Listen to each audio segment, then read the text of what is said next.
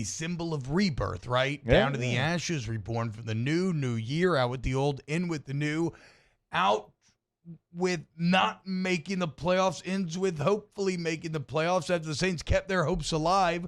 Only one spot up for grabs left in the NFC. The Saints had to win if they wanted to still have a chance of getting that spot, and they did. And they get it done. They beat the Carolina Panthers 18-10. And as Jake alluded to, it was not always the most fun game to watch. Like, what a dirty, ridiculous, blue-collar style the Saints are playing football with this year. I mean, it is... It feels like watching a bum fights video. It's like just a little greasy, a little awkward. It's not always enjoyable, but whatever, you're still watching it. I mean, made field goals, missed field goals, 3-yard games, big hits, elite defense. It's wild, man. It's wild, but they're getting it done. They're doing just enough to at least stay relevant, and that's what they did yesterday. And obviously, I think if you want to start positively, this game starts on the defensive side of the ball, right? I mean, you have an offense right now for the Saints that has failed to score double digits in the first half for 8 games in a row now. But you have a defense that has still allowed you to be in this playoff conversation because they've been great. And a lot of the rise here in the second half, boys, has been Cam Jordan. Put some respect in that man's name. Remember, we were, rightfully so, right? We just judge you by what you do in the game. The actual results, stats make sense. But he was struggling at the beginning of the year. He was getting blanked quite a bit. And now you look up, Jake, all of a sudden, a man's got 11 on the year. 3 in this game. Double digits once again for Cam Jordan. And I mean, what, is this year 11 for Cam at this point? I believe somewhere around there. I mean, you can speak to that. What's it like being in that game that long and then and still turning out double-digit seasons like this? That's impressive. I played barely half that. I played 6, and there's no shot that I could even imagine reinventing yourself, because that's what he's had to do. Yeah. He's had to kind of reinvent some of the things that he's done. Like, he had Hendrickson on the other side, and you'd have Davenport come in and out, but teams started to treat him a little differently, and he's kind of had to reinvent himself with his moves, and he's always had the motor. The motor's never been a question, but you go out there and you watch him, he's doing some different things. He's using more arm swims and going outside than he used to. I mean, just little bitty things he's had to do to reinvent his pass rush ability, and he's out there and he's, doing things he did even 4 or 5 years ago. Yeah, and look, and I do think it's not, I mean, I am highlighting Cam, but the entire defensive line is really solid right now. Like, the power from Marcus Davenport, David Onyemata, Granderson has played well. They are really tough to run on. And I think Cam leads the way, Jamar Davis. And then again, speaking of defensive highlight players, I mean, Chauncey Gardner-Johnson, dude. He's just, I never thought that I love how, what's the old, is there an old say? It's like life makes strange bedfellows, right? I never thought that I would like a Florida cornerback or Florida defensive back this much. Normally one of my most hated kind of football archetypes in my personal fandom, and yet I am head over heels in love with Chauncey Gardner-Johnson. And you see during the Saints losing streak, you're seeing that one of the more key elements in all of it was Chauncey Gardner being out, because ever since he has returned, there's just that different energy, swagger, and just actual playmaking ability, right? Look at the final drive.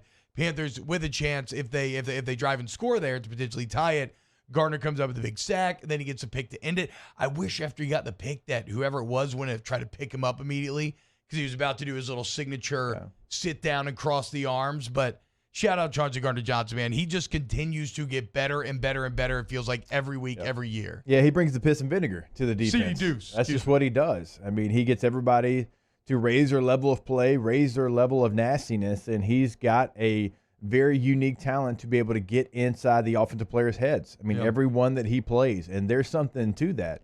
And so you add that, and then you add Quan Alexander, who's a key piece of this defense as well, because he's missed some time. When he's in there, he's a difference maker. Yesterday, he was the leading tackle on the team, had 8 tackles, had half a sack, had 2 quarterback hits. And so the Saints defense, now that they're back to pretty much full strength, they can keep them in every single game that they play. The defense is not the issue. The defense has actually raised their level of play. Even when guys have been out, they've raised their level. It's strictly the offense. It is the offense. And the one thing that's a little bit surprising is the fact that they, and I know the offensive line issues, but they haven't been effective running the football in a long time. No, and I do feel like a lot of that does go with Ramczyk, who's always been like an elite run blocker out there, and Armstead as well. Losing with those. We should say shout out to former OTB intern Will Clapp, getting the start at center, holding it down for Eric McCoy, right? I mean, those are some big shoes to fill, and Clapper continues to just have a great blue-collar NFL career where you just can't keep that man off of rosters, and when you have to rely on him, he continues to do what needs to be done. So those are some of the good parts. Look, I think if you're a Carolina fan, man, Sam Darnold is awful. And this has been such an awful year for you in terms of fan experience. You make the switch from Teddy. Remember, the Panthers' offense last year, Jake, they were elite. Remember, we talked about it coming into this year, the weapons that they had. 2,000-yard receivers. Yeah, exactly, right? Robbie Anderson and Moore. Yes, and Moore.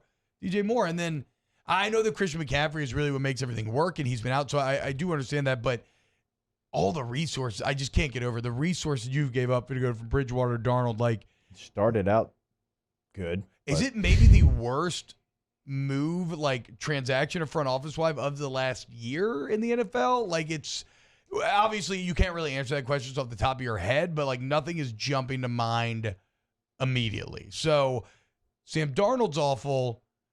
The Saints awful. The Saints offense is awful as well. It's not as awful as Carolina's. No, it's not as bad as Carolina's. Even because, like, wasn't Carolina's scoring defense, I think, actually second in the NFL coming in this game? So it's a good defense, like, no doubt. But it's okay. So if we want to ask questions that maybe we need a little time to think about, is the Saints offense, with all the O-line out, what's going on at the quarterback position, the lack of weapons, are they the least threatening offensive personnel in the entire NFL? I think the Jaguars are maybe a step above them. The Jaguars, no. Okay, so take the Jags out of it then. Are awful. Take the Jags out of it because, like Trevor you said, Lawrence hadn't done anything. Well, and like you said, coming in today, they are the argument for relegation. Well, there should be relegation. There should be relegation in the NFL strictly because of the Jaguars. Okay, so if we take the Jags out of it, though, I mean, I guess the Giants probably. Yeah, but Mike Glennon, long neck. Oh, we'll get into Mike Glennon. I mean, what? We'll get into Mike Glennon. The Saints' offense is not great, but there's some other offenses. You're not putting him in the bottom five? No, there's some bad offenses, too. I mean, you still got Alvin Kamara. Like, Taysom can still do some nice things. Okay. Your offensive line, like, even when it's banged up, just even a couple of those pieces, no, I can't go that far. Okay. I mean, you got Mark Ingram as your 2. I was getting a little too deep into my maybe I was getting a little too deep. Like right now at the top of my head, Jets, Texans, Jaguars, Lions, Giants, Panthers. Don't sleep on the Mills Mafia now, bro. Come on now. I don't know about the Texans. Well, name like 3 players on that offense. Arian Foster. Exactly. Right? Yeah. 10 years ago. Oh, not 10. 5 Andre years Johnson. Ago. Yeah. He's still right for sure. Like you got Brandon Cooks, you got your boy Davis Mills, and you got I can't name anybody else. David Culley's head coach. They're bringing him back. So I think I've exhausted my text. Here's the deal, though. I guess maybe why I'm being so hyperbolic with Saints offense is because like Taysom Hill can't throw, dude. Yeah, I mean you know what I'm saying? Like the accuracy. I mean even on. And I'm not just talking about balls where it's obvious, like not something like the miscommunication where it looked like Deontay Harris broke in, he threw it out, right, and it looks horrible. I'm talking about just like maybe it's like a simple slant or something along those lines. It's like the ball is never where it needs to be to let the receiver run. Yeah. They're always having to like hitch or stop or dig, and it's just like, man, Sean Payton is really trying to squeeze some blood from the stones here, getting some production out of this offense. Yeah, because if you look at the stat line just off yesterday's game, you probably don't know the full story of some of the throws that he missed yesterday. I actually don't even know the stat line. What's it? He was 17 of 28 for 222 yards and a touchdown. Oh, yeah, I mean that sounds really good. And he was the leading rusher too on the team. He had 12 attempts, which I actually love him having 12 attempts. Yes. So the stat line's not really as bad as you probably thought watching the game. Yeah, it's fair.